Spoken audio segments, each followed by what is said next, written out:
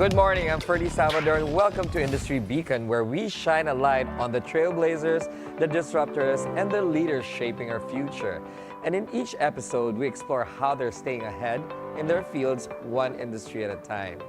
Starting your own art collection can be daunting and intimidating.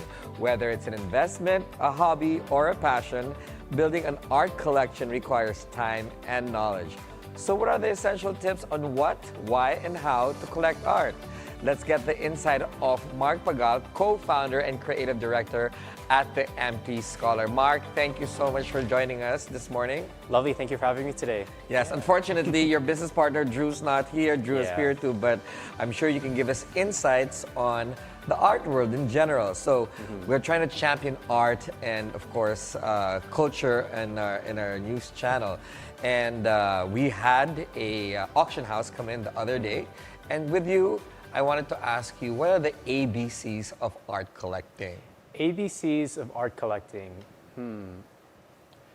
There's a couple of things to keep in mind when it comes to art collecting. A, always make sure that the things that you are investing into or building a collection into are things that matter to you.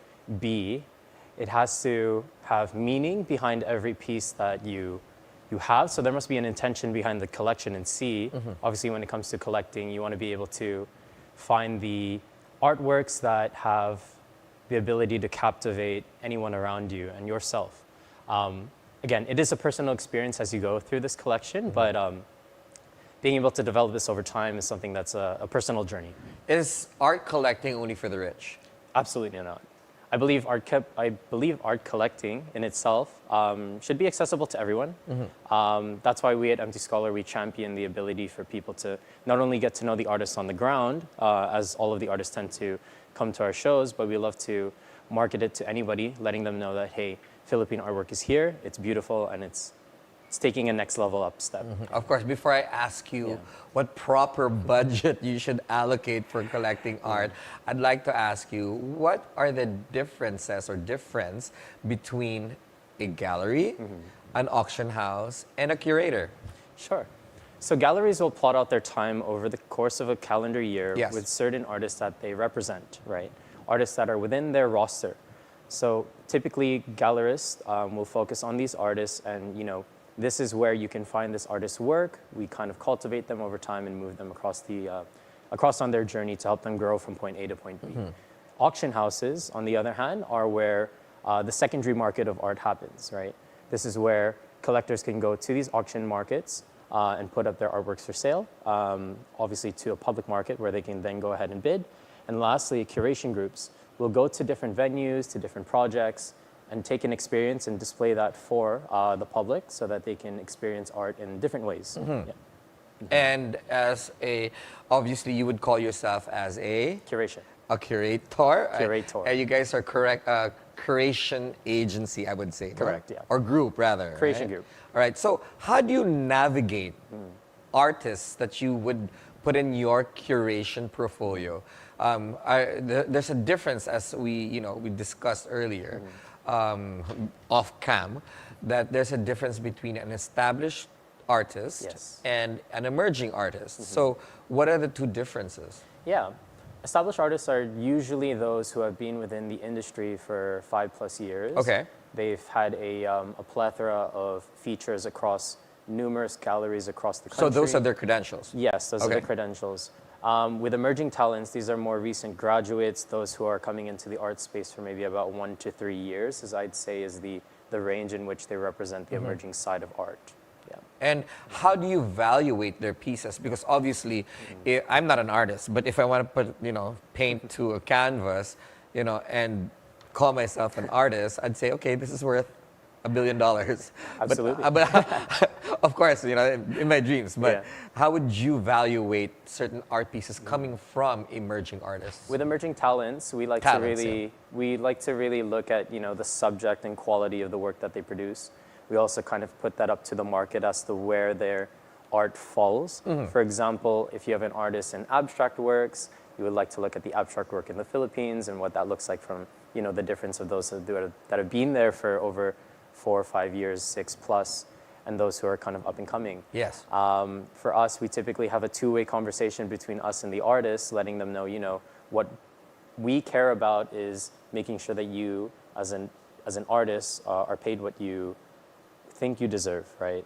First off, that comes from things such as the expenses, the labor, the time it takes to produce the art. So these are like all a business. Absolutely. There's a lot of things to kind of consider in that space, but we also don't want to be unrealistic with putting it to the market, right? So that's why the comparison. Cost of goods. Yes, right? Absolutely. That's why the comparison exists. Okay. Oh, that's very interesting because obviously us lay people who are not entrenched in the art world as a business would just say, all right, so this is worth X amount of money. Correct. And then we believe it because that's the tag price, right? Yep. So how do you guys quantify the amount of time and materials? Because do you say, okay, I spent $1,000 on paint, and then another $1,000 on the canvas, and then labor? Do you quantify that by hours or? Well, usually when it comes to the artists, we just allow them to have an open conversation with us. Okay, like let us know, what did it take to build this project, right? How long did it take? What was the intention behind it? Let us know, what were the materials, costs involved in all of that too. And we really leave it up to the artist to come to us, right, and let us know what that's about. And from that position, once we understand the price point that they're looking for, then we can take it to the market and do the comparisons. Your group's pretty young in the art world.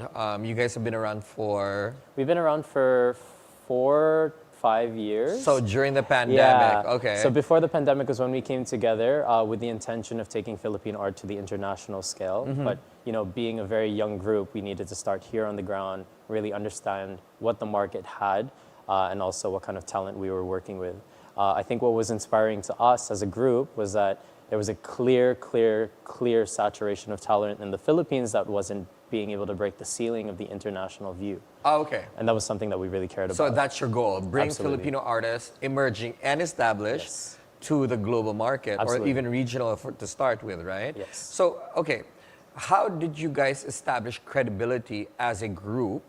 Because obviously a lot of people want to, collaborate or do a collective when it comes to art. Because obviously in the Philippines, the art market is just burning with passion, and a lot of people are collecting.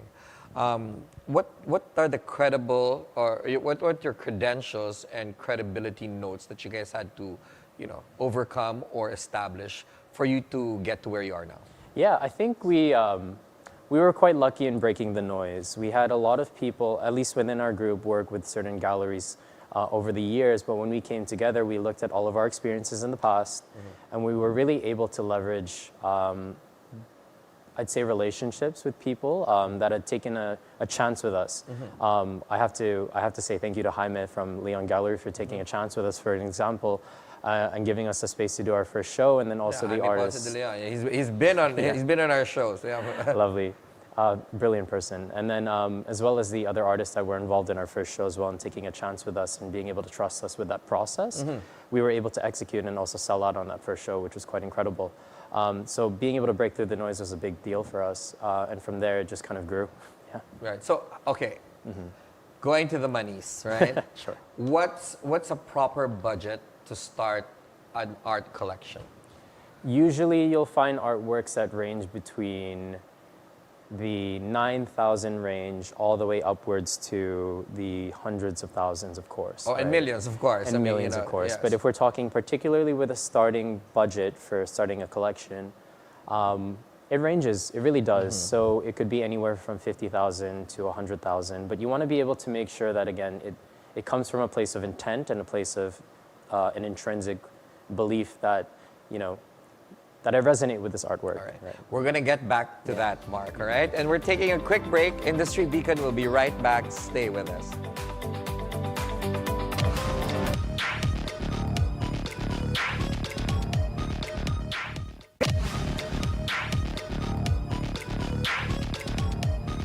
Welcome back to Industry Beacon. We're still joined by Mark Pagal of the MT Scholar for a chat on art collection. So prior to our break, we're talking about the budgets, right? Yes. And how much it would cost, or how much you should set aside to start a collection. You said between 9,000 pesos and up, right? What's the up? Yeah, the up probably goes up to the 100,000 range if we're going to start building a collection. You know, this means, again, when I mentioned 9,000, I would be at a baseline of getting maybe one piece. But if we're talking about 100,000, then we could get numerous pieces, right? That within the 30, 40 range maybe, so on and so forth. Is the 30, 40 range a respectable amount? 30,000 to 40,000 range is a respectable amount for an art piece? Yes, absolutely. For emerging artists? For emerging talents, they roughly are around that price point anyways, because of course, we're, you know, as I mentioned earlier, with the time, the cost, the labor that it takes to build these artworks, you know. Right. Yeah, that's kind of roughly the average, I'd say. Okay, and how do you discover these artists? We are on the ground all the time attending shows. We also have a lot of friends within the art space. We have a lot of artists as well that are within our kind of ecosystem that we can tap and also speak to and say, hey, you know, who could you recommend? Who is this? Do you have an up-and-coming artist that you believe in? Then we take a chance and take a look at their portfolio, attend some of their shows, and get to know them too. This industry really is built off relationships and having that kind of tie with these artists. Do you think there's a risk in investing in art? I think with any investment there is a risk. However, with art, it's been proven to be the least fluctuating, one that actually moves steady with the market rather than it kind of moving up and down. You'd have to run into something very prolific to cause such a dip in art. But let's talk about prolific artists, right? This, I mean, you know, without obviously mentioning names or of the talents, you know, if an artist feels like, hey, you know, my pieces are going fast, I gotta create more. So basically, painting money, right? So how do you feel about prolific artists, and how do you categorize them as prolific? Prolific, I think by definition, is somewhat provocative in a sense, right? So in terms of the pace and maybe what they're doing, it's quite fast and they're producing art. Again, we aren't in control of what the artist feels comfortable with, but for what I kind of define it as is somebody that, you know, has their intention in a different kind of position. What happens in art, and I think a lot of people don't realize, is that typically on the primary market where art is first discovered, where art is bought at galleries or by curation groups, this is the primary market. Art's value rises with the secondary market, which is the auction houses, right? Where it grows in prominence over time, where it features in art fairs, for example, internationally. So that's usually where the value of art grows. And this happens obviously over numerous years, which is why art, in my opinion, is one of the safest investments, I'd say. But it also is one where, you know, you have to be able to make it matter to you. Do you think it's a warning signal when I see an artist on the walls of a big hotel? It depends. If they are... In the rooms, huh? In the rooms. I don't know if a warning sign might be it. I think it's more so about understanding what was the intent behind it, right? If they themselves have a connection to the hotel and then maybe it's just one hotel. Right. Sure, that could also work within their favor. But if it's 5 hotels, then we're talking way too many. So would you call that painting money? Maybe, yeah, maybe. You're being safe, Mark. I just want to be able to make sure that people understand that art does have its value. Right. And when it's controlled and it has its intention, it grows in a pace where, you know, it could take artists from point A to point B whenever they feel like it. What are the rewards of collecting art? The rewards of collecting art is that not only are you supporting the growth of talent here in the country, I mean, if we're talking particular to the Philippines, but when it comes to art in general, being able to participate in the growth of culture is a big thing. I think a lot of people forget about that sometimes. Some people think art is tied to, you know, just the work itself, but it's really about the position in time and how it grows. You know, some people focus on artworks that are time-based or subject-based, or, you know, if there's an interest that they have in mind. So it's beautiful to see that, you know, even with the evolution of culture, that art does kind of move with that. Right. Yeah. Are art shows a seasonal thing, or buying art a seasonal thing? I don't think so. Though a lot of people do tend to buy for Christmas. They do? No one's ever given me artwork for Christmas. Guys. You'd be surprised. You'd be surprised. I accept art for Christmas. Don't worry. It's clever. It's a brilliant investment.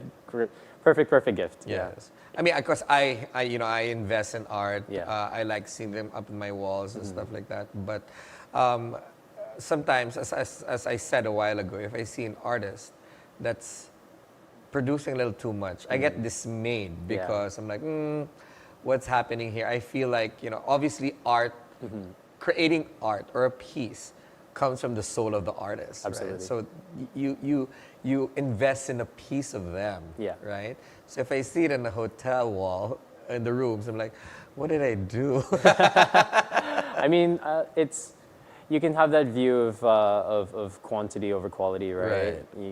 But for us in art, what we view is quality mainly, and I think that's what separates emergent talents from those of established talents, right? It's those who understand quality is the difference maker in it all, and so you don't want to rush to market and produce 50 artworks if you have something that's working for you right away. Even controlling the commissions themselves when they do come into play are a big thing to think about. Right. Yeah. That's interesting, commissions. Obviously, art's a business, as I mentioned. How do you feel about flippers? Does it happen in your market segment? It doesn't really. It doesn't really happen in our market segment, and I think it's particularly looked down upon because usually with the intention of people buying art, it comes with the intention of the belief in the prominence and growing with the artist as well too. Now, if we're talking about the secondary market, when people buy and sell the Da Vincis and so on and so forth, that's a whole other, of course, that's a whole other thing. Yeah. But I don't think you call that flippers. I think that's luck. Absolutely. You're making buck on luck. Yeah. So some people get lucky, some people inherit such prominent pieces, blue chip pieces is what they're called, and that grows over time as well too. How do you watch out for individuals or groups that do that?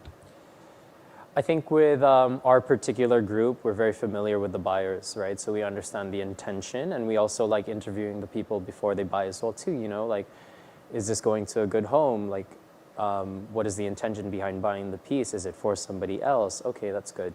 Have you been a long-time collector, for example? You ask them those questions. Yeah, so it's just not like, Mark, I want to buy this piece. So you kind of interview me first before purchasing? There isn't, we don't gatekeep, but we just like understanding our buyers, that's all. Interesting. Have you ever had buyer's remorse with a piece that you purchased? Absolutely not.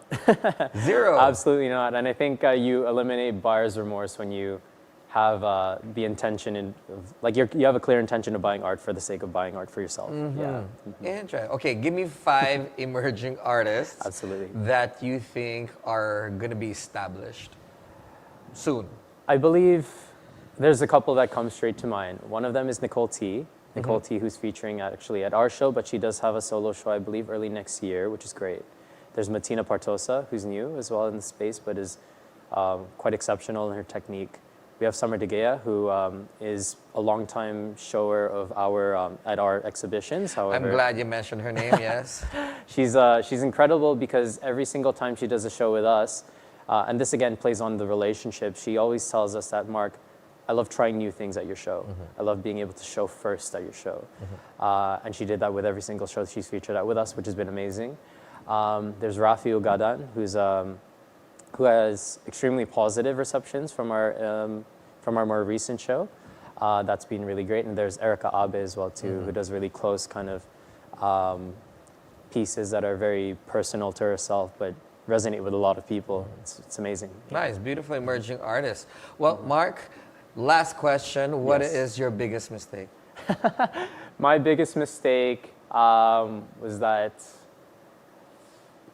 I think I play too safe sometimes. Even as a buyer myself, I stick within my own intuition, but sometimes, taking risks can have a high reward. Yeah. Well, I think that's general for a lot of people. It's like shopping, right? Thank you so much, Mark. Thank you so much. And that is it for today's show. I'm Ferdi Salvador. Catch the Bilyonaryo News channel on Free TV Channel 31 and on cable via Cignal Channel 24. Thank you for watching the Bilyonaryo News channel, always on top.